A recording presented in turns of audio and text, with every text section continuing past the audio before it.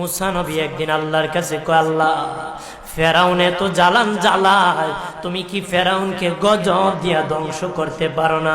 আমার আল্লাহ কয়, মুসা আমি ফেরাউনকে 4টা কারণে গজব দেই না। কয় কারণে? ফেরাউনকে 4টা কারণে গজব দেই না। 1 নম্বর কারণ হলো রে মুসা, সারাদিন ফেরাউন বলে আমি খোদা, আর রাত যখন হয়ে যায় জঙ্গলে যায় করলাম আমি জানি তুমি খোদা, আমি খোদা না, কিন্তু আমারে মানুষ খোদা কইলে ভালো লাগে, খোদা কইলে ভালো লাগে। প্রভু তাই তুমি বিরক্ত হইয়া আমার উপর গজব দিও না।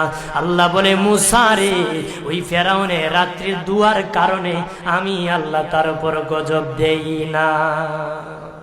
2 নম্বর কারণ হলো, আরে মুসা তোমার মুখে দাড়ি, ফেরাউনের মুখে দাড়ি, তোমার পরনের জুব্বা, ফেরাউনের পরনের জুব্বা, তোমার মাথায় পাগড়ি, ফেরাউনের মাথায় পাগড়ি। আমি যদি গজব দিই, জুব্বার বেজ্জতি হবে, পাগড়ির বেজ্জতি হবে, দাড়ির বেজ্জতি হবে।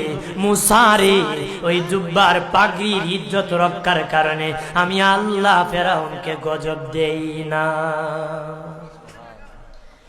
3 নম্বর কারণ হলো, আল্লাহ বলেন মুসা রে মুসা 3 নম্বর কারণ হলো, ফেরাউনের বাড়িতে একটা এতিমখানা আছে, প্রতিদিন দুপুর বেলায় এতিমরা ফেরাউনের বাড়িতে মেহমানদারি করে।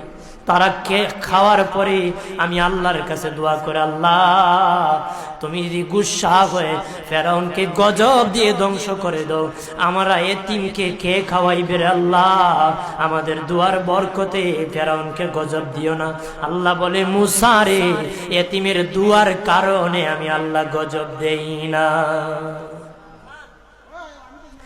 4 নম্বর কারণ, আল্লাহ বলেন, মুসা ফেরাউনের একটা মাছ বিদ্ধ, হাঁটতে পারে না, ফেরাউন নিজ হাতে নিয়ে গোসল করায়, নিজ হাতে মায়ের শরীরে তৈল লাগায় দেয়, নিজ হাতে ফেরাউন খাওয়ায় দেয়।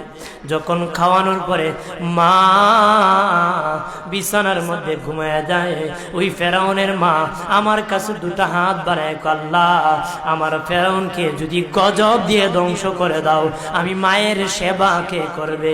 আল্লাহ বলেন, মুসা রে ফেরাউনের মায়ের দুয়ার কারণে আমি আল্লাহ গজব দেই না।